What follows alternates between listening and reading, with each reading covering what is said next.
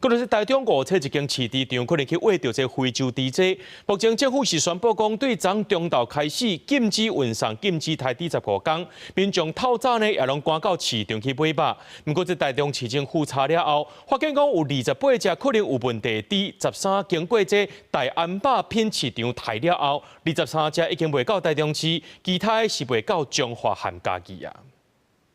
台中传出好亲像非洲猪瘟的疫情，市场为少卖温体猪肉的打商停止营业。有猪肉通卖的打商是讲进前才进货，因为惊买无猪肉，各地拢有民众透早就去市场想买。比例会更下降，我会替代鱼啊，然后鸡肉去替代它。啊，你都无连续5天啊，无你就无办吃啊，你咧。马达讲猪仔禁运禁毒，只好同齐休几工啊。好亲像非洲猪瘟的这个养猪场，10月初10至20有117只猪仔无正常死亡，不过业者第13，还有28只猪仔伫大安肉品市场卖出去，市政府已经知影卖去倒啊。那卖了23只，在这12处台中市的。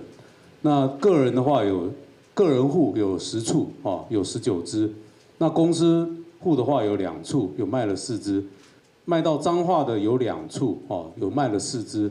台中市卫生局表示，会对查台中市下手卖去倒位，嘛已经通知中华甲家己县政府。它是进到我们县辖内某一家肉品这个商行哈，那已经透过这个分工切割到各个这个摊贩里面呢去已经市售完。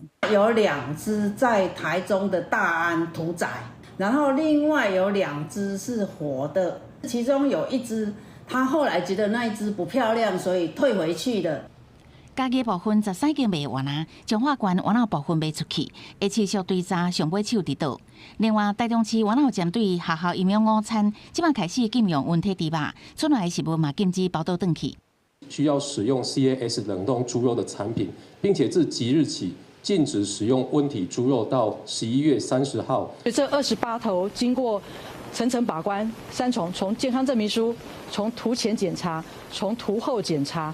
都是安全的，所以上市是无虞的。大文丁表示，这28只猪仔来源合法，要一关一关监控。非洲猪瘟为人畜共通，请国人唔免伤过烦恼。公司新闻采访报道。